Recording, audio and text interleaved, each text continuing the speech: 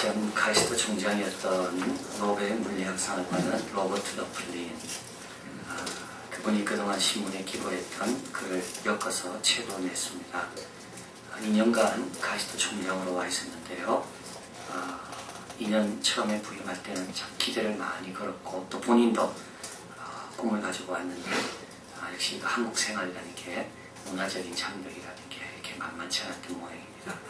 그래서 그분이 2년 이제 심호하고 이제 그만두게 되면서 2년 동안 한국에서 경험하고 발견한 한국인, 한국 사회, 한국 문화, 한국 미래에 대한 그런 글들을 묶어서 책으로 냈습니다.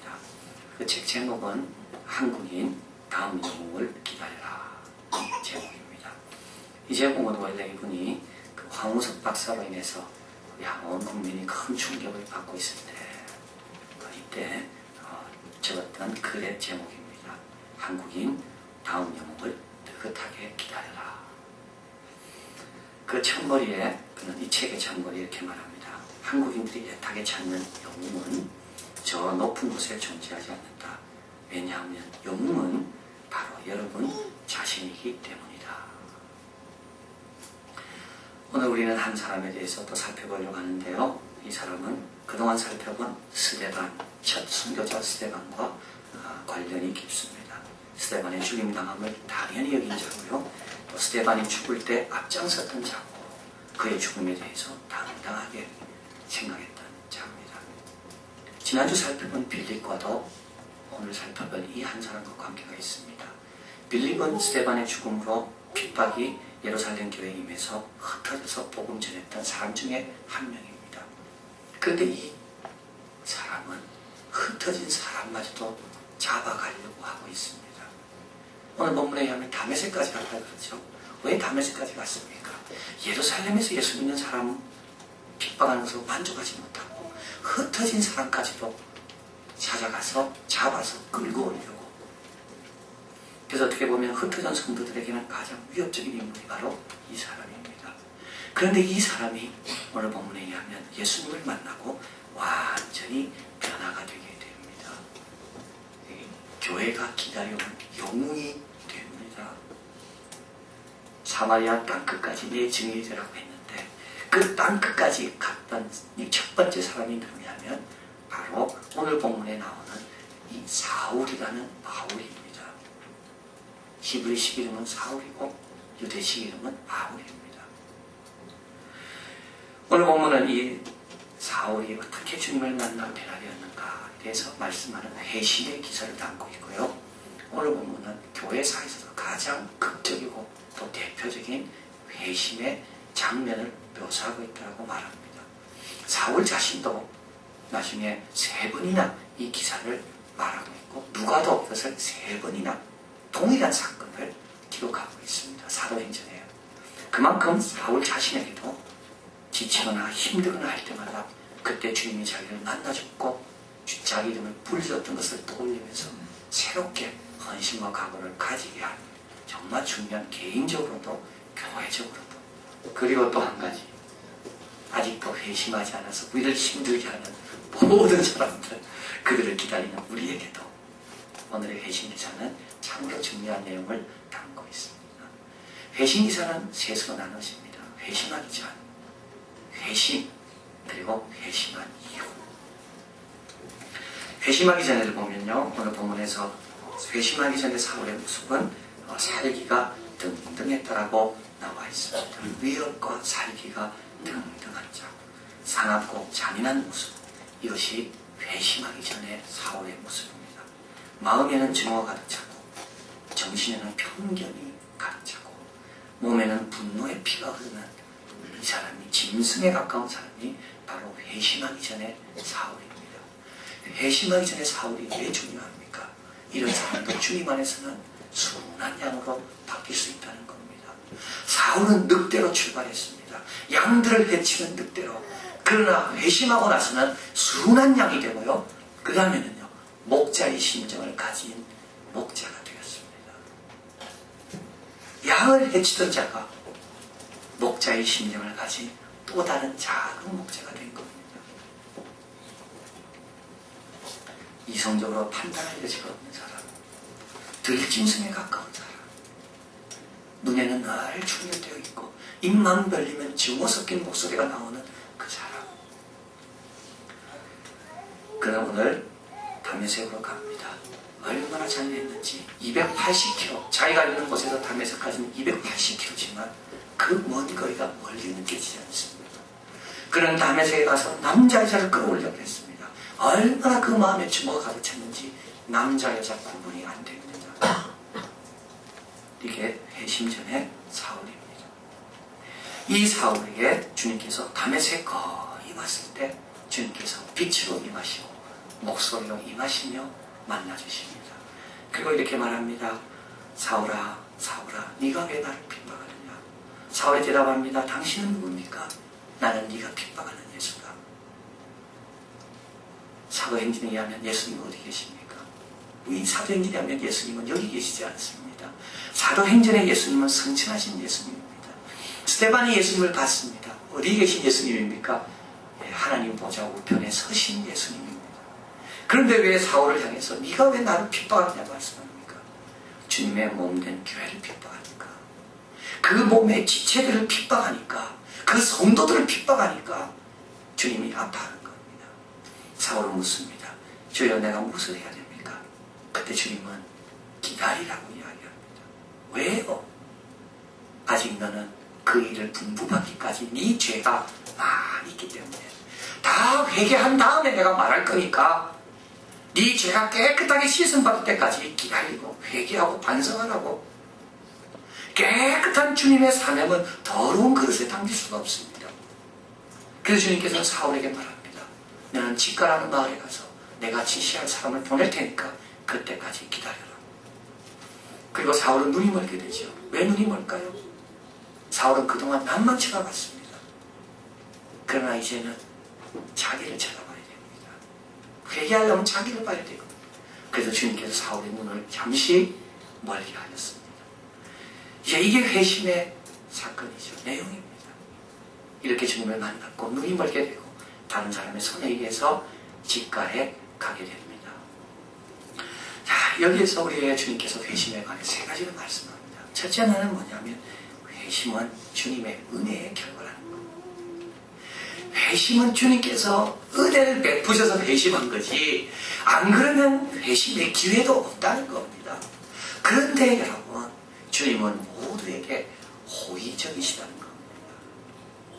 사울을 부르시죠. 사울아, 사울아. 이 사울아, 사울아 부르는 소리에는 주님의 사랑이 스며들어 있습니다. 주님을 핍박하는 자임에도 불구하고 주님은 그를 향해 호의를 베푸시는 분이라는 것. 십자가의 목을 받는 로마 병정들을 향해 주님은 호의를 베푸셨습니다. 그들을 죄를 용서해달라고.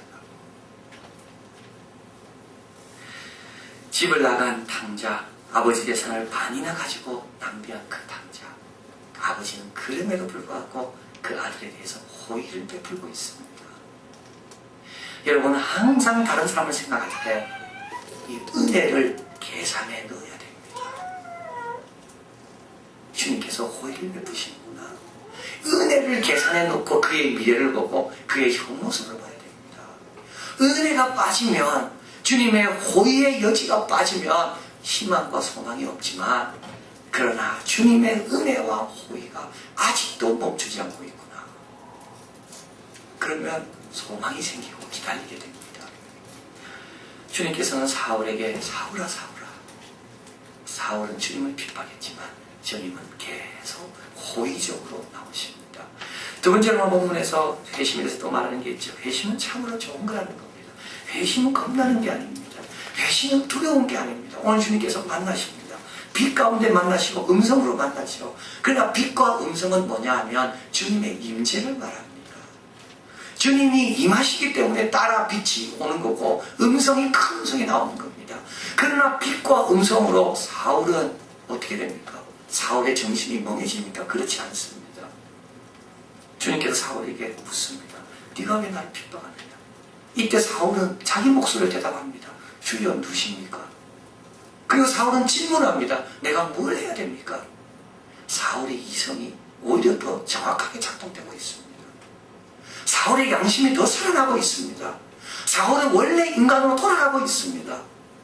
이게 주님이 다스릴 때, 주님이 역사할 때 나타나는 현상입니다. 주님은 강압적으로 로봇처럼 끌고 가지 않습니다.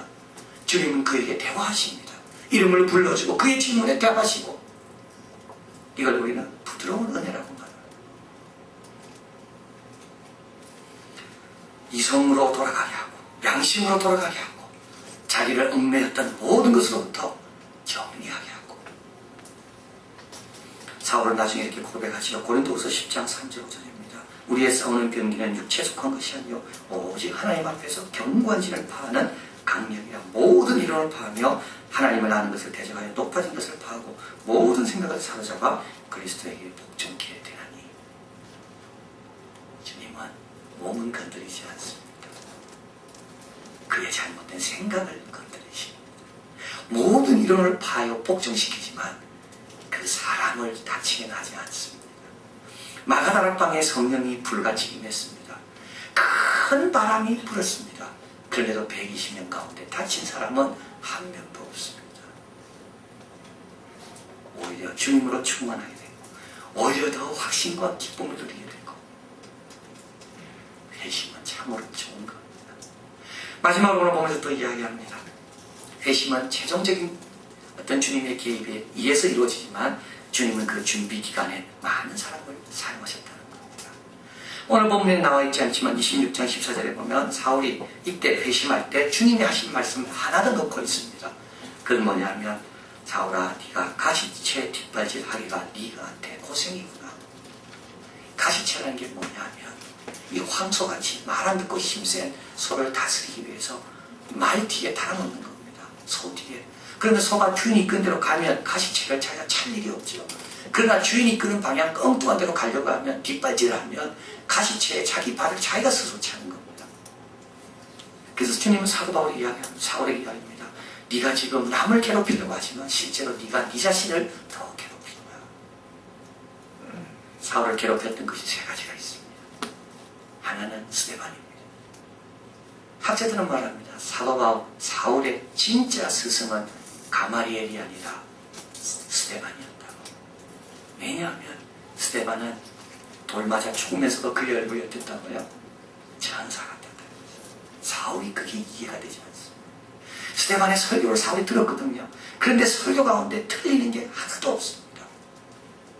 스데반이 마지막 죽으면서 하늘이 열리고 하나님 영광 인자가 내 하나님 보좌 우편에 선걸 내가 본다. 이 말을 잊을 수가 없습니다. 그 스데반이 계속 자기를 괴롭힌 거예요. 또 사울을 괴롭힌 게 또 하나 있습니다. 예수님에 대한 풍문입니다.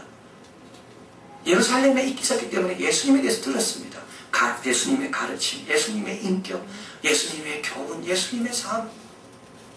아무리 부인하려고 해도 사람들 입에서 예수님에 대한 소리가 계속 들어옵니다. 마지막으로 하나는 양심이지요. 로마서 7장에 보면 사울은 이렇게 고백합니다. 오라, 나는 공부한 사람이다. 자기가 율법을 지키려고 열심히 다녔지만 그러나 계속 자기 속에 있는 침묵. 의식적으로 예수님을 거부하지만 무의식으로는 거부할 수가 없습니다. 머리로는 자꾸 생각을 바꾸려고 노력하지만 마음은 그렇지가 않습니다. 가시치에 뒷발질하는 것이 너에게 고생이구나. 우리도 기억할 것이 바로 있지요. 다른 사람이 안 듣는 것 같아도 다 듣고 있습니다. 내가 말하는 거 무시하는 것 같아도 속으로 다 생각하고 있다는 겁니다. 그러다가 결정적인 순간 우리 주님이 임하시면 그 모든 것이 다 하나가 되어서 주님께 돌아오는 회개의 열매로 맺히는 겁니다. 자, 이렇게 이런 과정을 통해서 사울은 회심하게 되고요. 오늘 보면 세 번째, 회심 이후에 대해서도 말씀합니다. 회심 전에는 짐승 같았는데 회심할 때 주님의 말씀과 주님의 은혜와 주님의 인격적인 교제를 통하여 돌아섰고, 이제 회심 이후입니다. 바로 10절부터 나옵니다. 자, 주님께서요 사울을 회심하지만 회심이 주님의 목적이 아니라는 것을 알게 됩니다. 자, 주님께서 사울을 향한 뜻은 단지 예수 믿게 하는 게 다가 아니라 사울을 하나님의 큰 종으로 일꾼으로 세우는데 주님의 목적이 있다는 겁니다. 우리 한번 본문 본문을 한번 가보겠습니다. 사도행전 9장이죠. 9장 15절 같이 있습니다. 주께서 가라사대 가라, 이 사람은 내 이름을 위하여 이방인과 임금들과 이스라엘 자손들 앞에 전하기 위하여 택한 나의 그릇이라. 16절 읽을까요? 그가 내 이름을 위하여 해를 얼마나 받아야 할 것을 내가 그에게 보이라 하시니. 예수님께서 베드로가 예수님을 발견하고 나는 죄인입니다, 주여 떠나소서. 이때 주님은 베드로에게 뭐라 말씀합니까? 나를 따르라, 내가 너를 사람 낚는 어부가 되게 하리라. 주님께서 베드로를 부르신 거는요, 베드로를 예수님께 하기 위해서만이 아니라 사람 낚는 어부가 되게 하기 위해 부르신 거예요. 자, 그래서 회심이 했다고 끝이 아니죠. 회심 이유가 또 있는 겁니다. 근데 이 회심 이후 하나님의 일꾼으로 쓰임받기 위해서 필요한 게 둘입니다. 하나는 성령 충만함이고 또 하나는 세례입니다. 성령을 충만히 받아야 주님의 마음으로 일하게 되고요. 세례가 왜 중요하냐면, 세례라는 것은 이 회심의 개인적인 회심 사건을 공개하는 것이 세례입니다. 많은 사람들 앞에서 나는 이제 주님을 위해 살겠습니다 라고 공개하는 것이 세례입니다. 특별히 사울 같은 사람은 과거가 너무 죄를 많이 지었기 때문에 이제 과거의 죄가 다 씻음받았고 나의 삶의 방향과 삶의 목적이 바뀌었습니다라는 그 고백이, 공개적인 고백이 사울 같은 사람은 꼭 필요합니다. 그래서 세례를 받아야 되고 성령 충만을 받아야 되는 거죠. 그런데 이 성령 충만과 세례를 누가 주는가 하면 베드로가 아니고 요한이 아니고 누굽니까? 아나니아라는 한 평범한 제자입니다.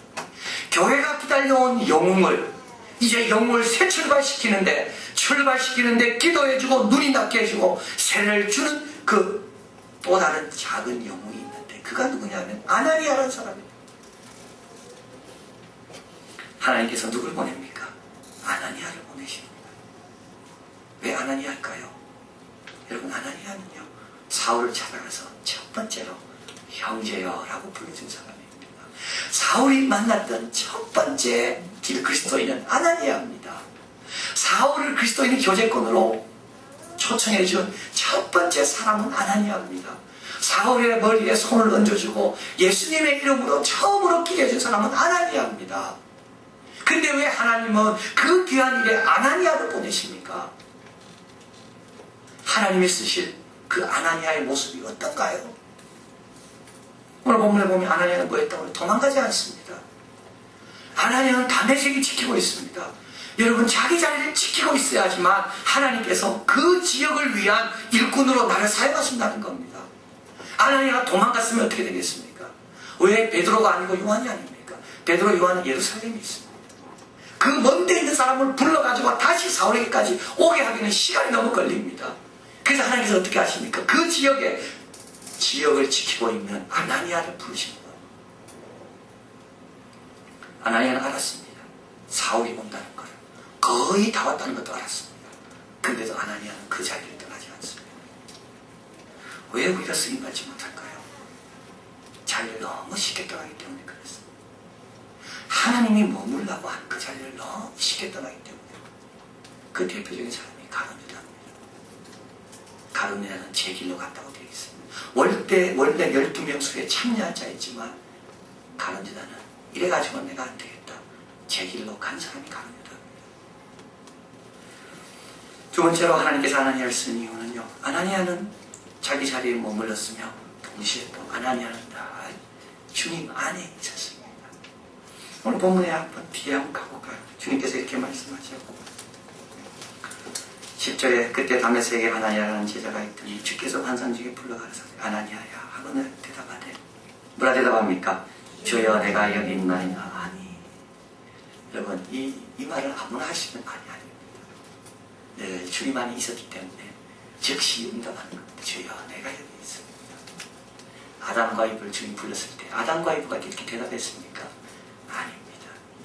주여 우리는 숨어 있습니다. 여러분, 주님 안에 거하는 자만이 즉시 있는 대답을 할 수가 있습니다. 그래서 주님께서 아나니아를 다가가신 거죠. 그리고 마지막으로 주님께서 아나니아를 찾아가시고 아나니아에게 맡기신 이유는 아나니아는 순종할 사람이었기 때문에 그렇습니다. 우리 주님은 순종하지 않을 사람에게는 말하지 않습니다. 여러분 이것을 꼭 기억할 필요가 있습니다. 말 안 들을 자에게 우리 주님 말하지 않습니다. 우리 주님이 어떤 분인데 거부당하는 걸 용납하겠습니까? 예수님께서 갈릴리에 다니실 때 수많은 어부가 있었지만 왜 야고보, 요한, 베드로에게 다가가서 나를 따라 말했겠습니까? 왜 갈대아 우르에 수많은 똑똑한 사람만 있었지만 왜 아브라함을 찾아가서 아브라함에게 너는 이것을 떠나라 말했을까요? 떠날 사람이었기 때문에 그렇습니다. 아나니아가 질문하죠. 그는 우리를 핍박한 자인데 되겠냐고. 그때 주님께서 말씀합니다. 나를 위하여 택한 그릇이라고. 아나니아는 두 번 질문하지 않습니다.